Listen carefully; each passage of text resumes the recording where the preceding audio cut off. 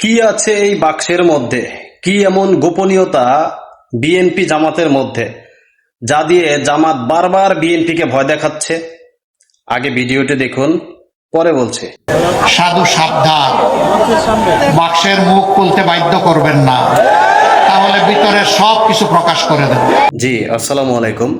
এতদিন পর্যন্ত আমরা জামাতের বিভিন্ন নেতাকর্মীর কাছ থেকে শুনেছি, আজকে স্বয়ং জামাতের আমির ডক্টর শফিকুর রহমানের নিজের মুখ থেকে শুনলাম যে বাক্সের মুখ খুলতে বাধ্য করবেন না, তাহলে কিন্তু সকল কিছু প্রকাশ করে দিব। 5ই আগস্টের আগে যখন আমতারেককে গ্রেফতার করা হয়, তখন আমতারেক পুলিশের জবানবন্দিতে বলেছিল যে বিএনপির ভারপ্রাপ্ত চেয়ারম্যান তাদেরকে নির্দেশ দিয়েছেন আওয়ামী লীগ মারলে 10,000, ছাত্রলীগ মারলে 5,000।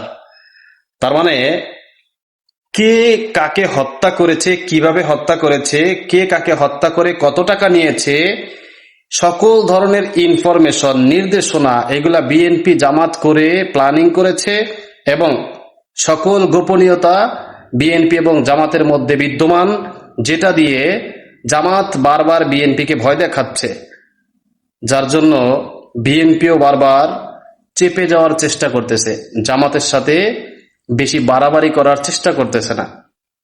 এবং জামাত বারবারই বিএনপিকে ভয় দেখাচ্ছে যে আমাদেরকে খোঁচা দিলে আমরাও খোঁচা দেওয়ার জন্য প্রস্তুত।